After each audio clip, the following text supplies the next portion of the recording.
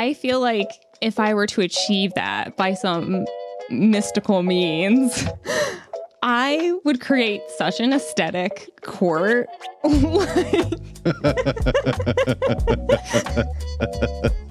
I would create an aesthetic that is so toxic.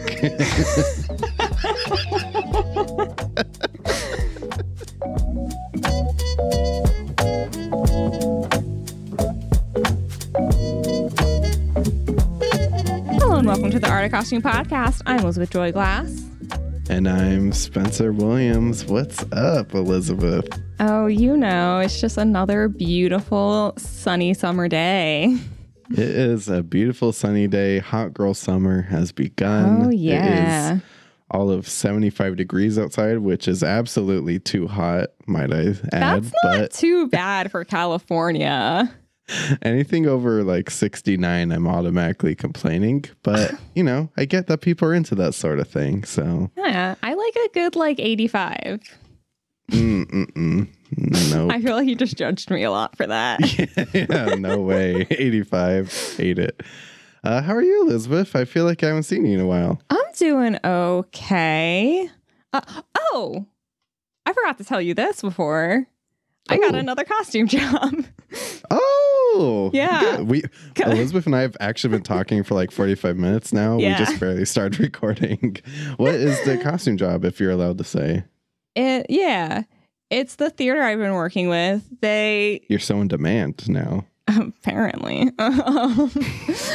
But they emailed me and were like, hey, we need someone for this. Can you do this? I was like, yeah, okay. It's Escape to Margaritaville, which is like the Jimmy Buffett musical. So I was like, you know what? Okay, I'll do that. This is brilliant. I didn't know. Is this a thing? Do other people know of this musicale? I didn't hear about it till this theater was doing it. Hold on, I'm gonna send you the wiki page for it. Okay. I didn't know this was a thing. I gotta tell you, Elizabeth, I'm a big fan of Margaritaville. I've been there many, many times. The restaurant. Yes. So if you need any like historical research on like the Margaritaville restaurant or the clientele or the extensive margarita list, will you go do some field research for me? I absolutely will. It is part of, everyone knows when I go to Universal Studios, I make a beeline over to Margaritaville because there's less kids there. Yeah. Still some kids, but it's a quiet place for you to get totally wasted after being at a theme park full of people all day. So I think, isn't that where we went after last time we were all... You and I have definitely been in Margaritaville together. Yeah, I just remembered that. I get that the play's probably not about that, but I just feel like I could offer a little something here. Good. I'll keep that in mind, Spencer. I'll keep that in mind. But yeah, so I'm working on that. And then I'm going to do their musical after that, which is something about a ride the cyclone. Which I'm not quite sure what that's about yet, but I saw like ghost school children, and because I'll look up pictures of like past productions, because I'm not a musical person, so some of the things I've just been like, what is this? Yeah, and so, I haven't heard of that one. Yeah, when I saw like the ghosty looking school children, I was like, well, sign me up. Yeah, I mean, I love that. Well, great. That sounds so exciting, that's Elizabeth. My life.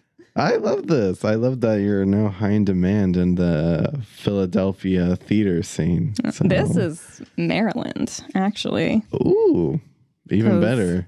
I think centrally located for multiple states. And all of those out there listening who are looking to book your next theater costume designer, she is centrally located to Pennsylvania and Maryland. So. I am. Let me know. It's been busy over here. You know, it is award season, so I have been doing about 1 million interviews a day. If y'all would like to read some of those, for example, we have Dana Covarrubias, who did Only Murders in the Building. She's on their blog. That's a good one. Susan Mikulek from Abbott Elementary to Michael Wilkinson, who did Three Body Problem. he also was on a podcast before to talk about Andor. I mean, there's so many, and there's so many more that are about to be posted. By the time you've heard this podcast episode, I've just probably did a massive dump on the website. I feel like every day you've been texting our group chat. Okay, I have an interview with this person today and this person. Yeah. Oh, I have an interview with this person tomorrow. Like, you're so booked and busy. It is a lot.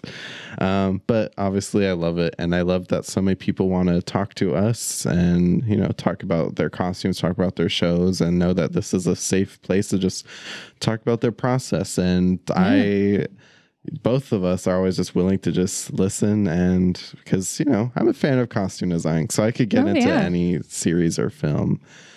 That being said, let's kick off Hot Girl Summer, Elizabeth. We have a big episode ahead of us because we are heading to the wasteland to watch a very dirty, filthy film. What did we watch this week? Spencer, we watched literally the hottest Hot Girl Summer movie. This week, we watched Furiosa, a Mad Max Saga. Yeah.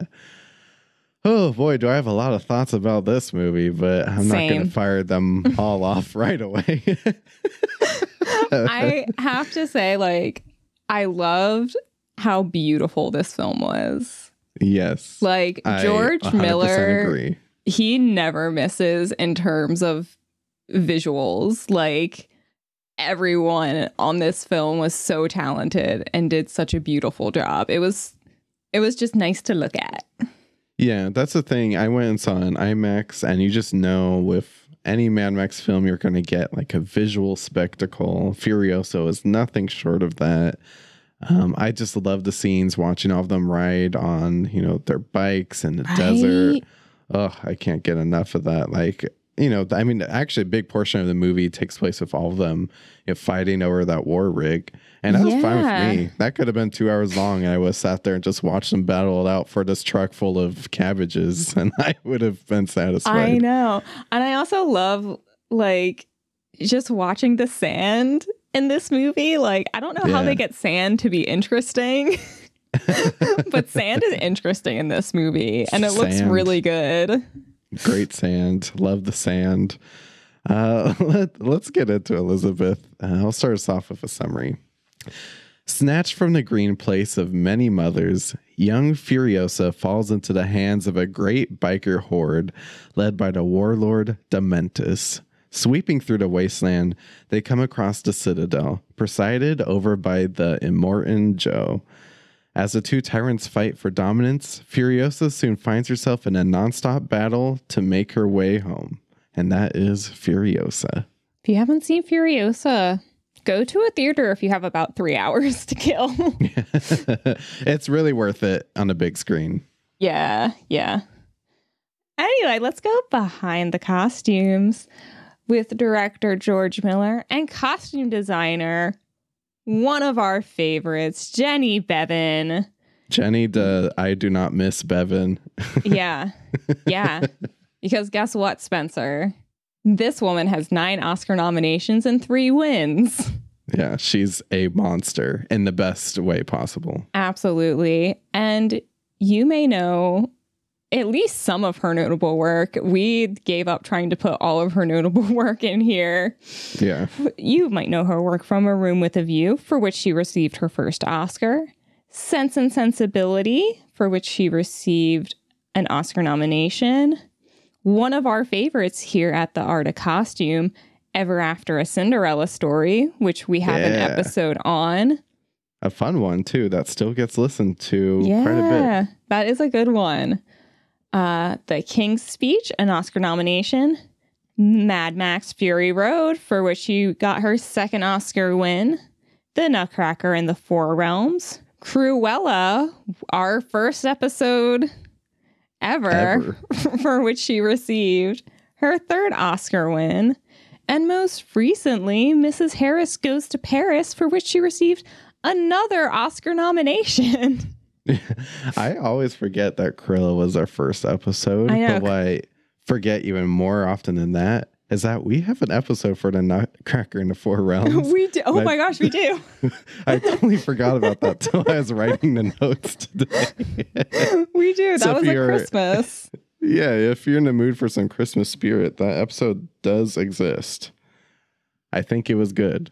I don't remember, though. I know. We've done so many at this point, I'm starting to forget, and I never thought we'd get to this point. Well, Furiosa just came out, so there isn't a lot to talk about in terms of the research. However, our good friends at Warner Brothers actually had a lot of great direct quotes from the Queen herself, Jenny Beavan, about working on Furiosa. And what I think you and I could probably agree on the most is that these Mad Max films are just entirely creative. And I just love how they are able to make something out of nothing. Honestly, it still blows my mind every time. Jenny Beavan talked about that element of creativity. She said, I think there's still an element of creativity. George always said, just because it's the wasteland and it's dirty and desperate and all that, it doesn't mean it can't be interesting and beautiful. Not everything, but some people always will. I mean, they've nothing else to do. Now people knit and crochet and watch TV. But we thought in a wasteland, they'd be doing something in their evenings with their clothing to give it interest and personality. That was definitely our plan, which I love the idea. Yeah. Like all these big, scary guys who are all deformed and whatnot are in their tents, just like, maybe studding their jacket a little bit. Yeah. No, I love that. And that was one thing I kind of liked about this movie was because in the first one, it's like so focused on them getting those girls out. Yeah. That you don't really get to know like the world. And in this movie, you got to know the world and like kind of, I felt you got to like know a lot more how like other people live their lives, especially outside the Citadel. So I thought that was really interesting. And it's like, once the sun's down, like, or going down, you can't like forage for stuff anymore. So you got to fill your time with something. Yeah, I'm actually really glad you said that. That gave me maybe half a star more on the film rating because it's true. Like the first film, it was very much like, this is about getting from point A to point B. Yeah. That was Fury Road. This one is very much like, it was almost like getting to know the neighborhood. You have the Bullet Farm over here and Gastown over here. And Chris Hemsworth is causing a ruckus over here. And Dementus is doing weird stuff over here. And don't forget about the cannibals that live under the bridge here. And, so I really did love world building. That's one of the reasons why I love film. So this Furiosa definitely did that. But as you can tell, we have a lot of thoughts about this film. Oh, yeah. But you'll have to wait till after the break before we get into them. Everyone will be right back.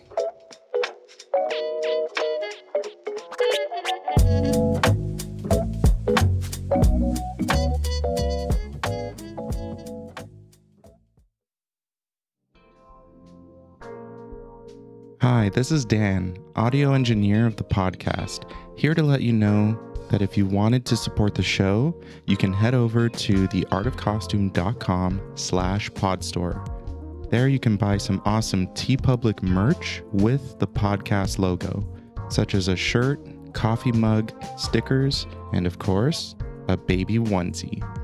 Thanks for all your support.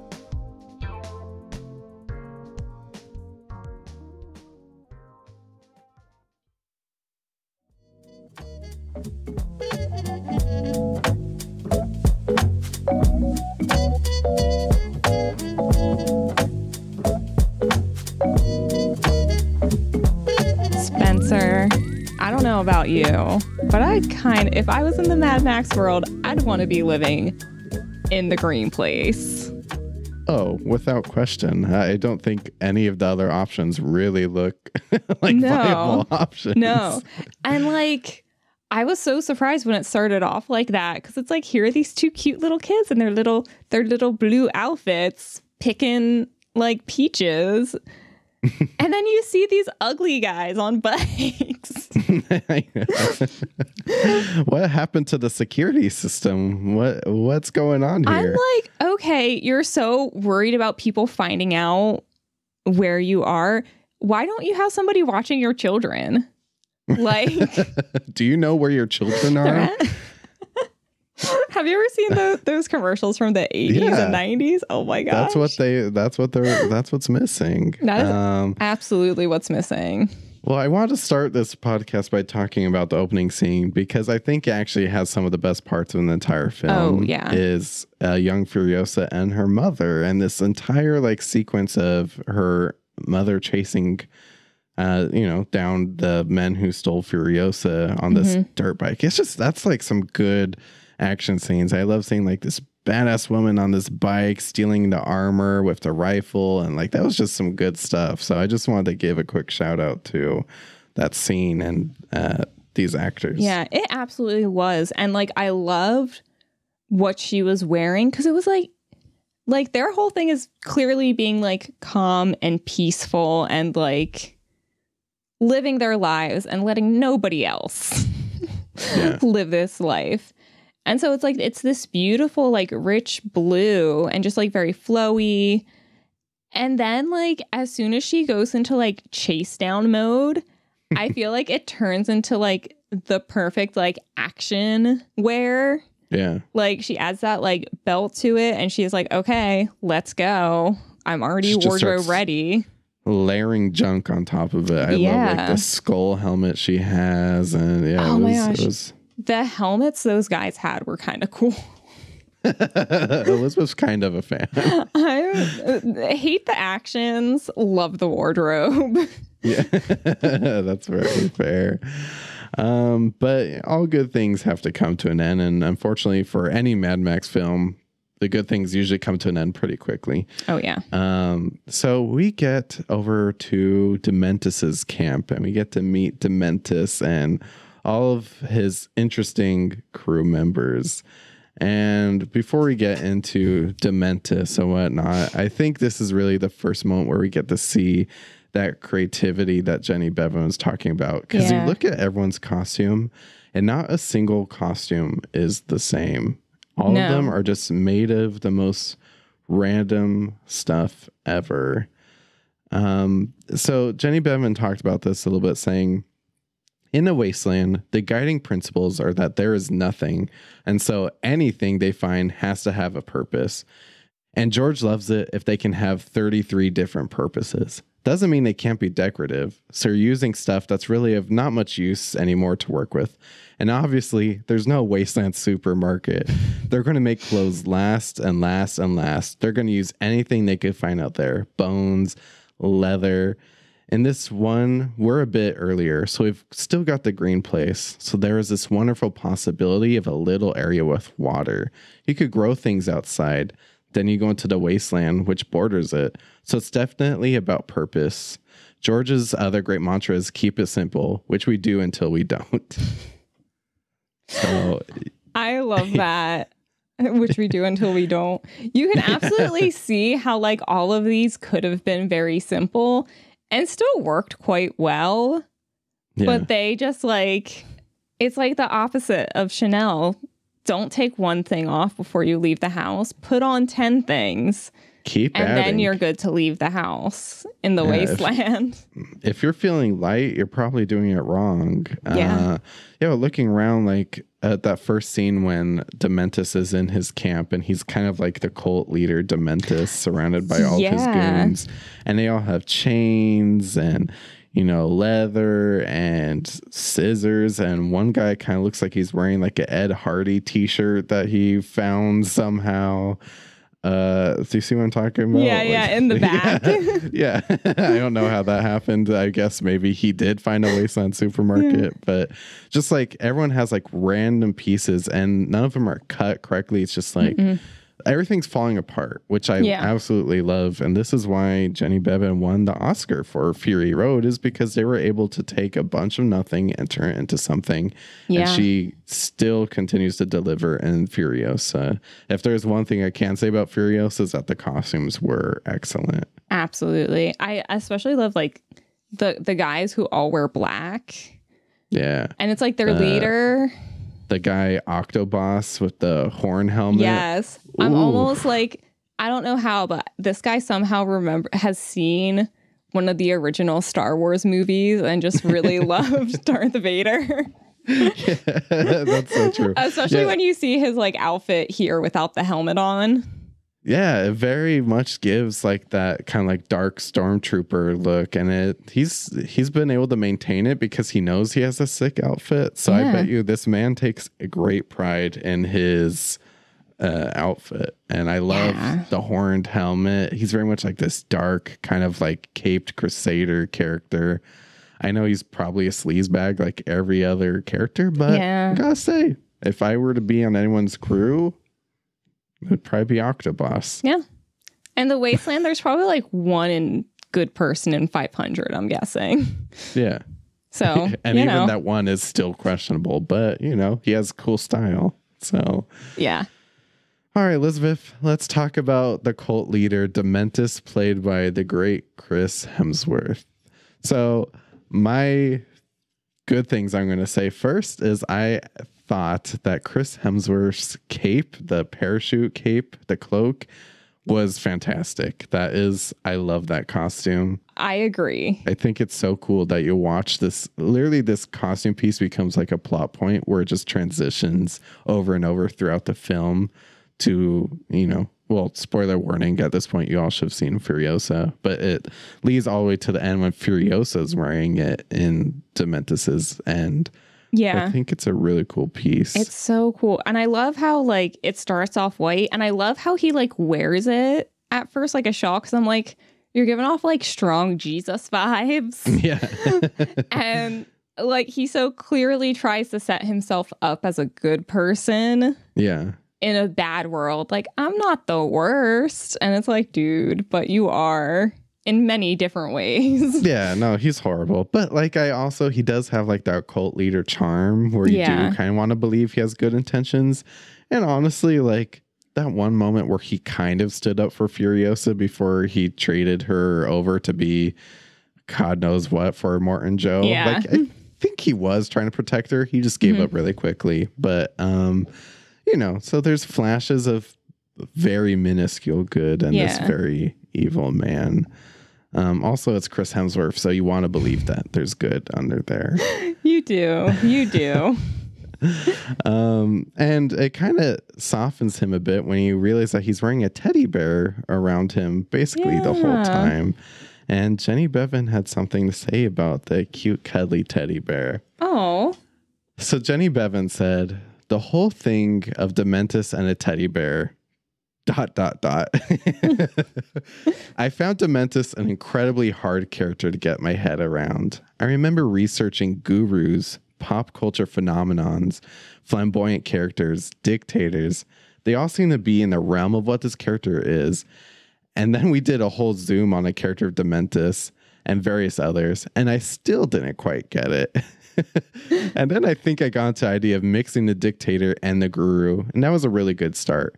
And he obviously rides a motorbike, and he is a showman and has that funny little jacket thing that looks like a band leader, or could be a hussar, or just his sort of showing off. So I put one on a Guardian of Gastown. The idea being that if you see it somewhere else, you know where he got it from. So she's referring to this like band leader vest he wears toward the end. She's saying that he found it off someone in Gastown. She continues to say, and as his power increases, he's adding to his visual look. And it was just that one simple little garment that we added, nothing else. Obviously, we worked on a white parachute cloak. And the bear, I think, is just because he's such a damaged character. It's his thing from childhood. And our bears, we actually got the original bear off eBay in England. And then we had multiples made by a phenomenally talented crew in Australia. And the bear became quite a big part of Chris Hemsworth's look as Dementus. So even Jenny Beavan was like, what is going on with this guy? Like everyone looks at him, they're just torn on what his motives are. Yeah. There were a lot of choices with this character.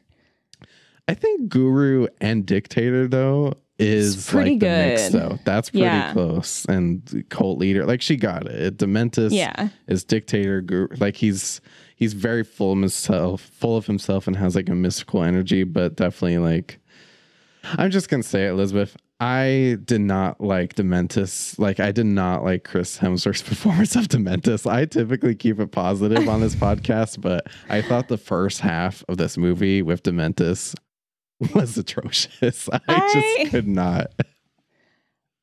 I can't disagree with you. I definitely thought it was an interesting choice. Story-wise, I didn't fully understand what they were doing either. Like, as time went on. Because I'm like, something's wrong when through the movie you feel like Immortan Joe's not that bad a guy after all. That's sick. Like, as things were going and Chris Hemsworth was just creating chaos for no reason, I was like, Immortan Joe, please go stop this man. Yeah, you're kind of rooting for the evil dictator that we've all hated for years to be like, okay, but if you could drive down the street and take care of this, we would all appreciate it. Yeah. I was just like, what? Yeah, I was very confused. I was very confused. I just felt like he was too much of like a cartoon character. He just didn't fit in this world for me. And again, it's not the costume. The costume was flawless. Yeah.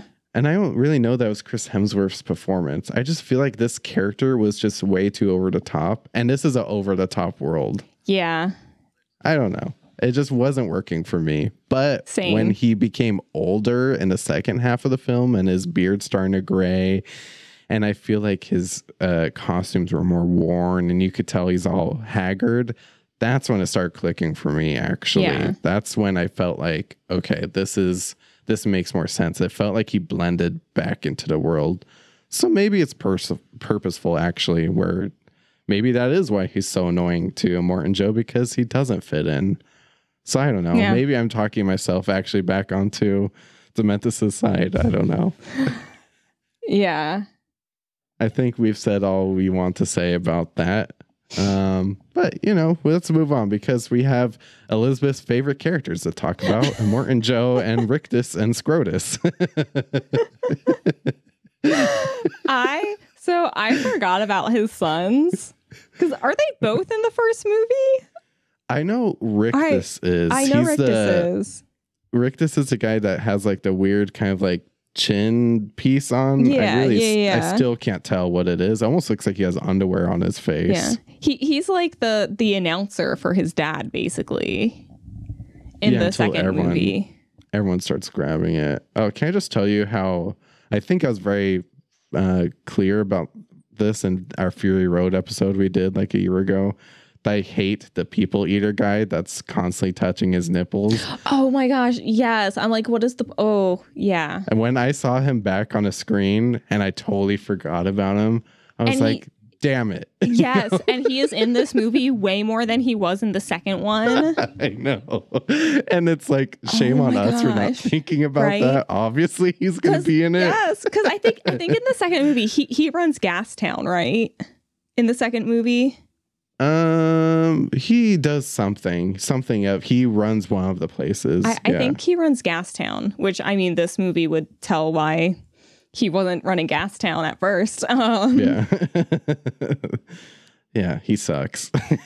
Yeah.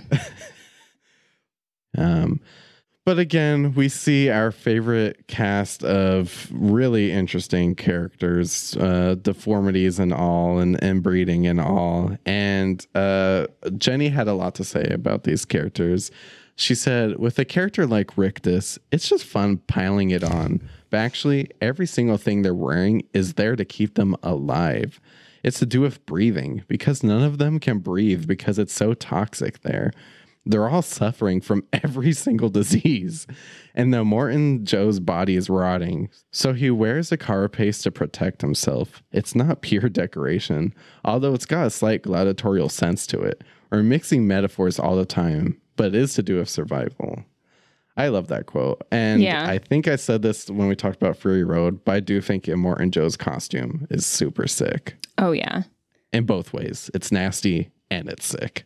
Like, it definitely makes him look like an imposing, powerful figure, which, like, clearly, like, this guy would not look like otherwise. Like, he is playing it up to his advantage in every single way that he can, because he doesn't have that much. Yeah. Yeah. And I feel like Jenny Beavan and crew like actually kind of advance his costume a little bit, because I don't remember it like breathing like that in the back, or at least I don't know, it just felt like there was like even more detail in his costume this time around, which was cool and exciting. Absolutely. Because this time I was like kind of taken by watching him breathe and stuff. It just it just feels toxic and gross, but just terrifying. He's a scary villain. So I actually would like to see, in terms of like the world building, I would like to see a movie where it is about like the origin story of Immortan Joe. Like that has to be cool. That has to be amazing. Like, how did he get like this? And it's like, he's so obsessed with having like a perfect son. Like, why? Yeah, actually, maybe take that back. I feel like that'd be a nasty origin story movie, but yeah, who knows? Who knows? It'd be interesting if nothing else. We cut some parts of it out, but but also it was cool to kind of see some of these characters come back that we met in Furiosa, like the farmers from the Bullet Farm or the people of Gastown. And Jenny Beavan talked about those places a little bit more. She said, so Gastown was very much based on those wonderful historical pictures in the 1920s of people covered in oil. I just looked endlessly at people in those situations where they do get absolutely covered head to foot in black, greasy, vicious oil. It's very unusual. And in Bullet Farm, we decided was more yellowy, sulfury brown. The Bullet Farmer, brown with judges' wigs made out of bullets. So they had their own feel. Then those who work the pits, they're prescribed by those looks. We didn't have quite a uniform, but we definitely dyed, painted, and did everything with those colors. The garments were as protective as they could be, but since these characters were the very poor, is really a lot of rags. I love that. I always thought his bullet wig, I guess, was like familiar looking, but I couldn't quite figure it out. But yeah, it's a judge's wig made out of bullets. That's so cool. It's so funny you say that, because when I put together these notes and I read judges' wigs, I was like, oh, that's what I've been trying to verbalize for the past 5 years. It is like a judge's wig. Yeah. It's so cool because it has like, the bullets are kind of round, so they're it gives they're the like round each locks. curl. Yeah, it's really cool. I'm obsessed with it. He might be a new contender for one costume to rule them all after that. Good point.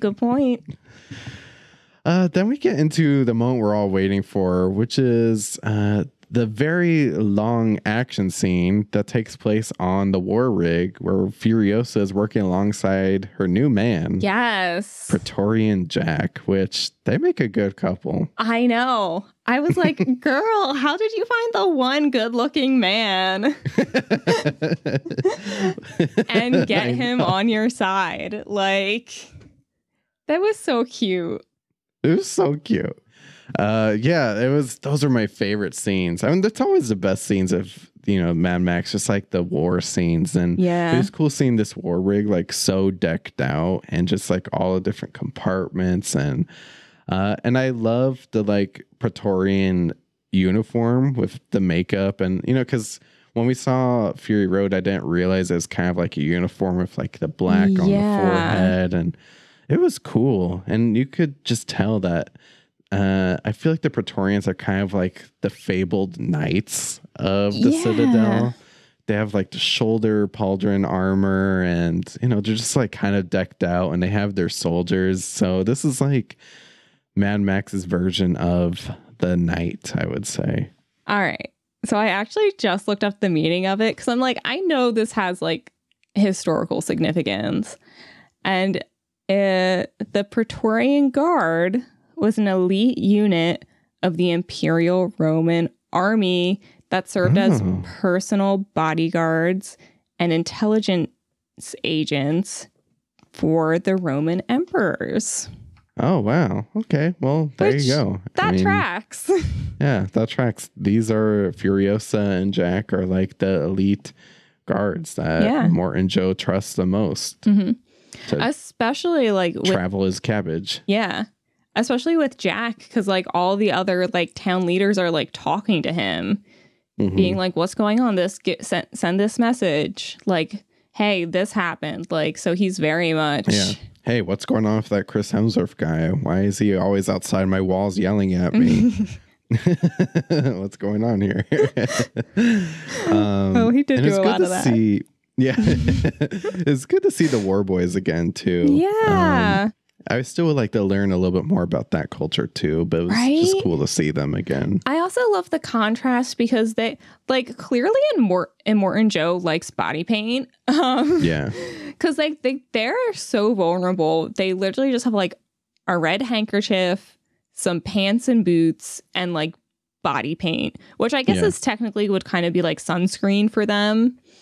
In addition to, like, making them, like, separate, look separate from, And then in contrast to, you know, Furiosa and Jack, the Praetorian, who have, you know, clearly the black across their foreheads, and they're decked out in like these leather jackets, like full body, like they are protected. Yeah. And they're like, we are the important ones. Go fight. Yeah.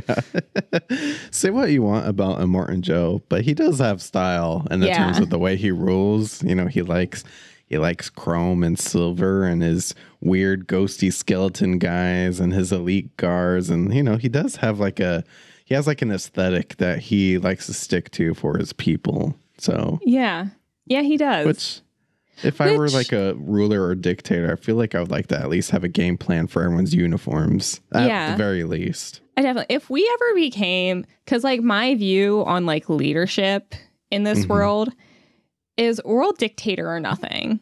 Like I want all the power or none of it at all. Like I don't want to be president. No, she doesn't want to be PTA leader. She wants to be leader of the world or nothing. Yes. And I'm like, I feel like if I were to achieve that by some mystical means, I would create such an aesthetic court.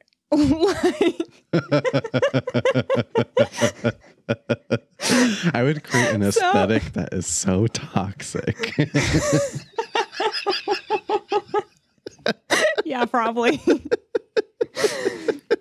Like, I just feel like things would look really nice and really cool. So I appreciate Immortan Joe's attempts at that as well. Because clearly, like, look at the war rig. There's art on that thing. It is nice. It is. Yeah, I mean, clearly an artist is working on this war rig, and they take great pride in this war rig, and it's clean. Yeah. It is clean. It is sparkling. Yeah. Well, if you and I ever become cult leaders, which we are not, we have said many times on this podcast, we definitely do not run an organized costume nerd cult. We would just have ideas. That's all. Yeah. The world would look very nice.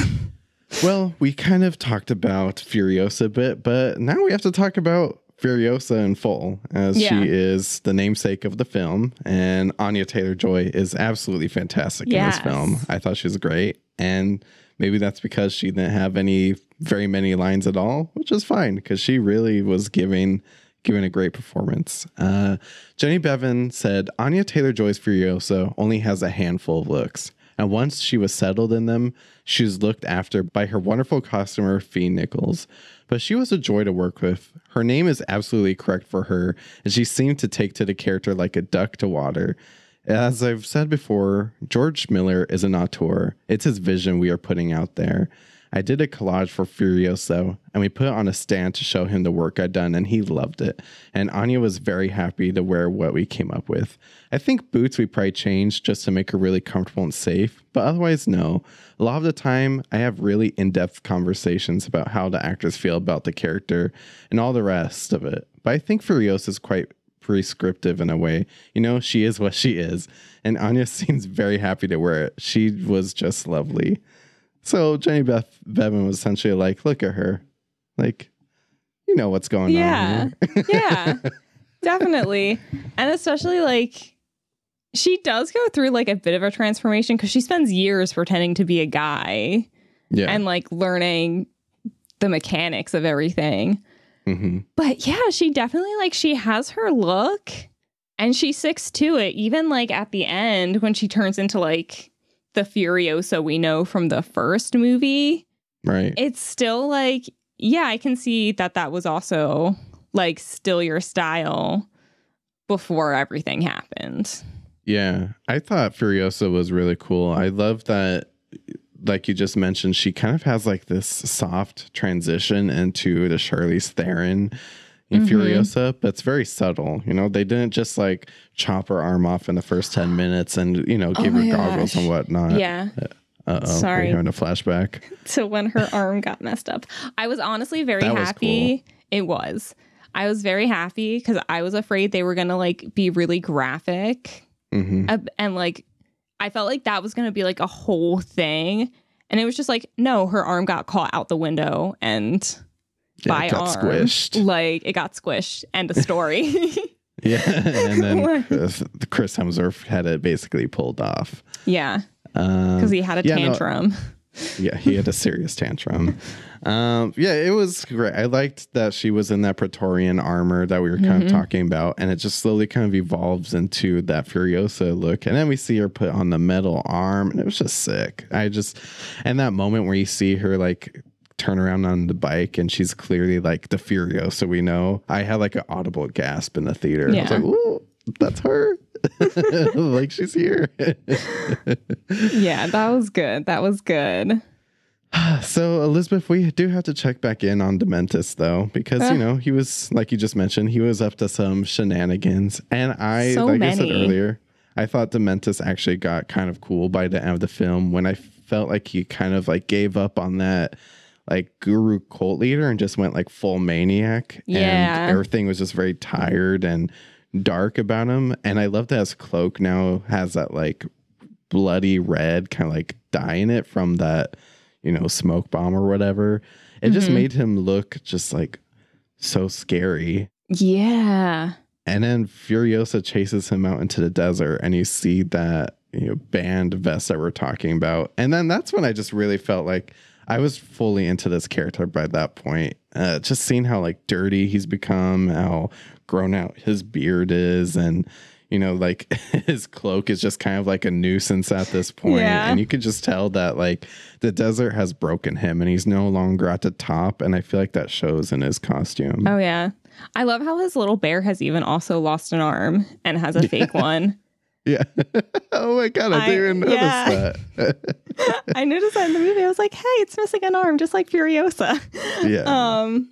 I do like that, like, literally they just changed his top, but it gives like just a whole different vibe to his character, which is definitely more like crazy man who has lost it. Yeah. But then also like the band vest, like it's kind of like a marching band My Chemical Romance-esque vest, and it's shout out to Black Parade. It gives him like, I think this is what he needs to, like, he feels theatrical, like, you know, this is a guy who has like a taste in the arts a little bit, and he's like, I am leading this group of people. Yeah, like he's the band leader, and it's the costume is saying that without him being like over the top about it, and I think that's what works for me. Yeah, absolutely. But that leads us to, I think, one of my favorite moments of the film. Oh my gosh, it was so cool. When Furiosa is chasing his ass down, doing what we all want to do at this point, is bringing an end to this man. And she is playing 100% games with him. And she somehow gets a hold of his cloak. I don't remember how, but there is a shot of it where it's kind of like darkly lit and you just see the hood over her.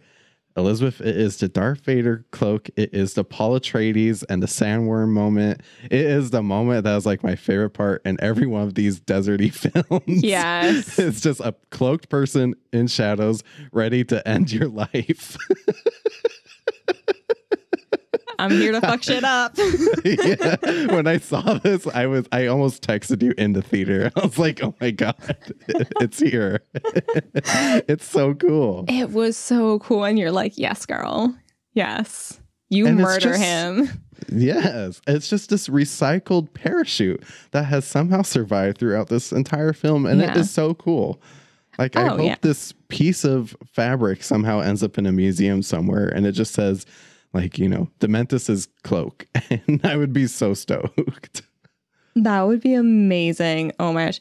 Yeah, it's such a like the silhouette it gives her for that moment is just so incredible. And the way the red has just soaked into all of it. It's like, yeah. Yes. It's kind of doing like a metaphor about like blood. It's like blood on his hands, and now it's like the blood on her hand. Yeah. She's just out for payback. I love that there's no part of this where it's like, oh no, like, you're going to hate the way you feel about yourself when you end him. She's like, no, I'm taking this man down tonight. I watched this man torture my mother and my boyfriend to death. This is the end. Yeah. And also there's no good in this world at this point. So what am I going to do? Like he literally like tore a person apart in front of her as a child. Yeah. That part was hard to watch. That was hard to watch. George Miller knows how to make you like kind of close both your eyes and stare into your popcorn bucket. Yeah, I was like, oh. Starting with the nipple man. But we didn't mention that I loved young Furiosa's like mask she was wearing in her little prison cell. That was kind of cool and fashion-y. Absolutely. And I'm like, this girl's not talking. Why are you like putting anything over her mouth to begin with? But then I'm like, he's just kind of crazy. So like, whatever. Yeah. Although did she bite somebody? She might have bitten somebody. Oh, I feel like she might have did actually. So I guess it just muzzled her. I don't know. It was obviously very mean of you guys, but from a fashion point of view, I was like, kind of like it. Yeah. Yeah. With that, Elizabeth, that is Furiosa. Oh, man. I feel exhausted and sweaty like I've been out in the dunes. What a film. What a film. What a film. So, like, should we start rating films? How many out of 5 stars? Or maybe we should give it like a costume theme. Like, how many bobbins out of 5 would you give it? Bobbins? I don't know, like spools of thread.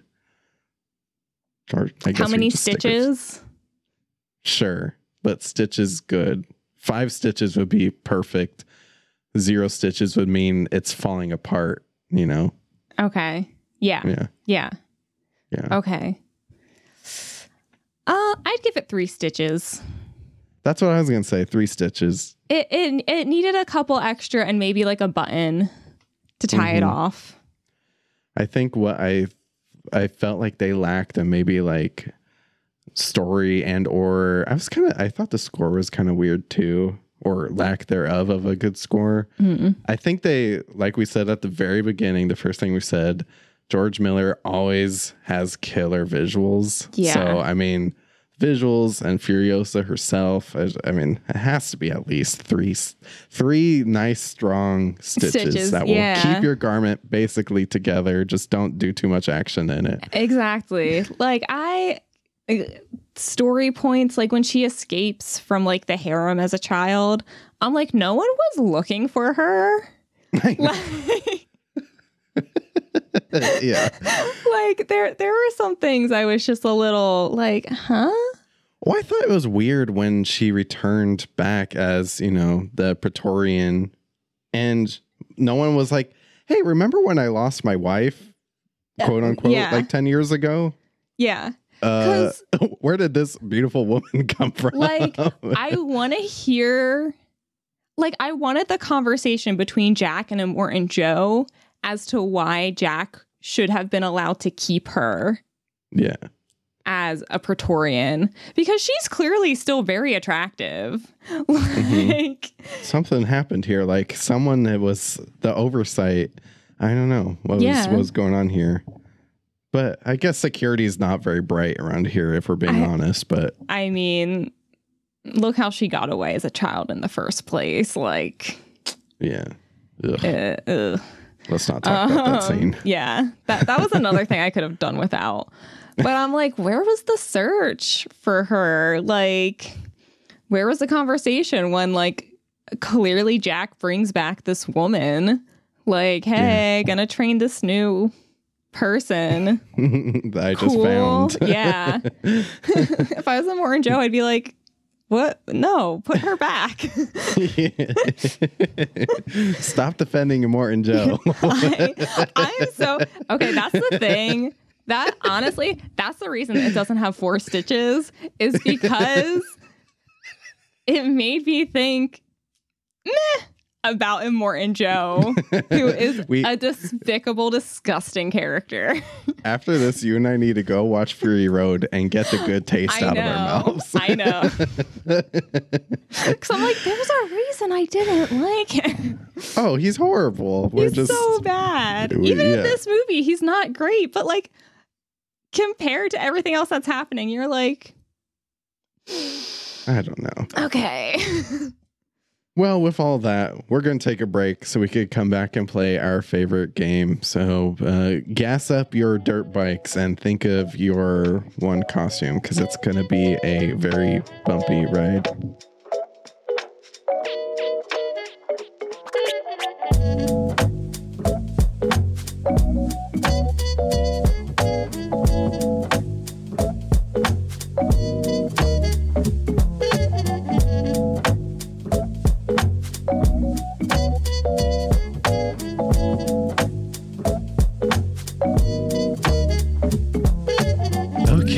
We are back. Elizabeth, did you gas up your motorcycle? Oh, I did. I found an extra one along the way, too. Yeah, me too. And mine happened to come with a really cool helmet, by the way, which is cool. Did it have some like little spiky horns on it? It had spiky horns and also some human teeth, which was pretty cool. Oh, nice. Yeah. Mm-hmm. Are you ready to play our favorite game? Oh, I am. Hit it, Daniel. The one costume to rule them all. Spencer, what was your one costume to rule them all? Mine was easy. I think I like said out loud in the theater, it's like, yep, that's it. It was the moment when we saw Furiosa and when she's wearing Dementus's cloak ready to end his life. She just looked so badass. And I just really love a silhouette of someone being darkly lit in a cloak, just, with the desert behind them or something big behind them. That's just like walking in slow-mo. I live for that moment. So that had to be my one costume rule them all. I totally see that for you. That makes a lot of sense.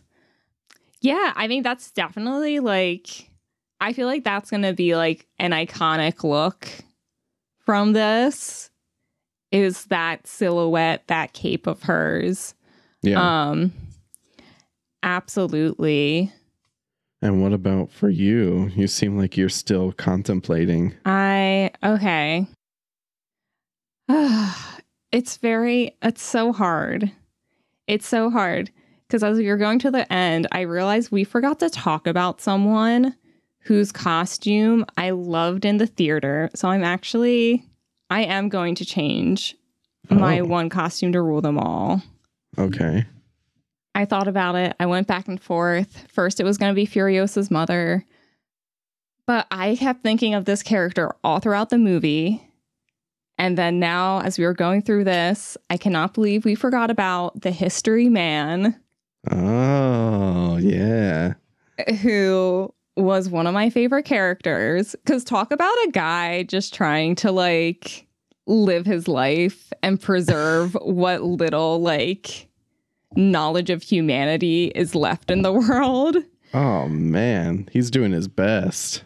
He really is doing his best. And I'm like, what a good use of clothing to record human history, basically.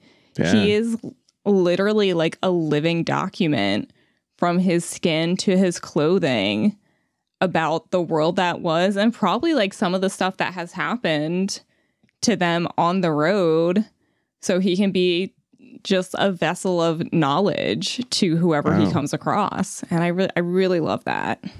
Yeah, I did forget about that character, but you have such a good point. He really was almost like a computer, honestly. He was just like a walking piece of information.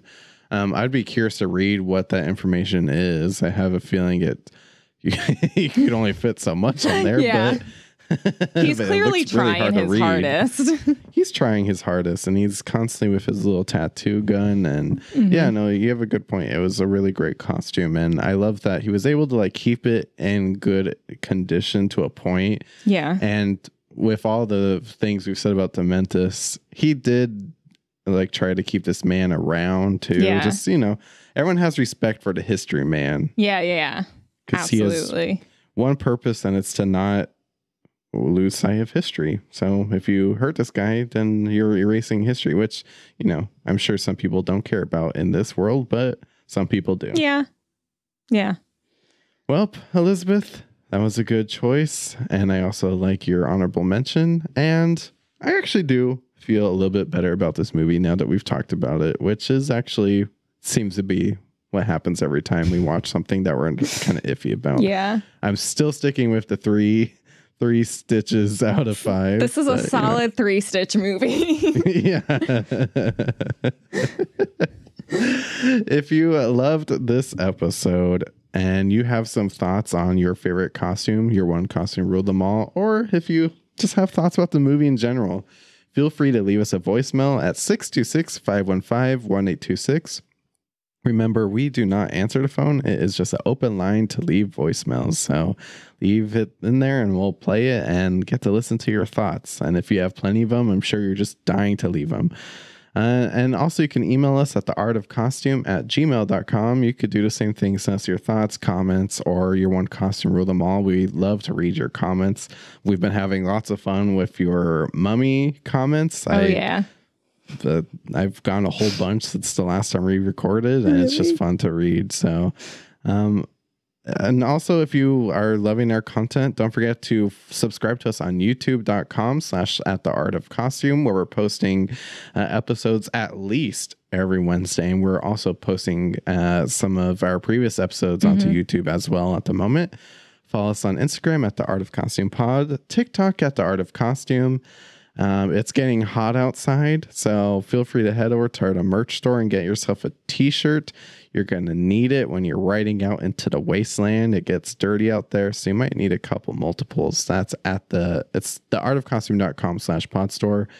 And as always, most importantly, leave us a 5-star text review on Apple Podcasts, because it really does help us grow our not cult, because it's not a cult. It's never. Why would we run a cult? And Costume nerds. And if it were a cult, we would know how to style said cult. But again, it's not. It's definitely not that. Elizabeth, what will we be watching in our next episode? Spencer. Next week, or next 2 weeks, we are going to be watching Bridgerton Season 3. Yeah. Have you seen it yet? I have watched the first half. I am waiting for the second to come out. I watched it twice. Oh. Uh-oh. I think season 2 is still my favorite season, I think.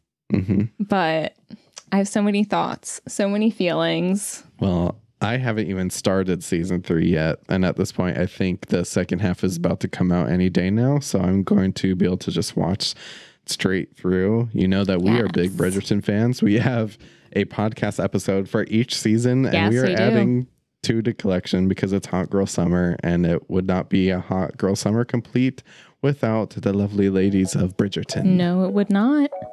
Everybody, have a fantastic week. The Art of Costume podcast is hosted and produced by Elizabeth Joy Glass and Spencer Williams. Our audio engineering and editing is done by Dan White. Follow us on TikTok at The Art of Costume and Instagram at The Art of Costume Pod. If you want to support the show, go to theartofcostume.com/podstore. For more podcast updates, costume reviews, deep dives, and interviews, go to theartofcostume.com, a blog dedicated to highlighting the best in costume design.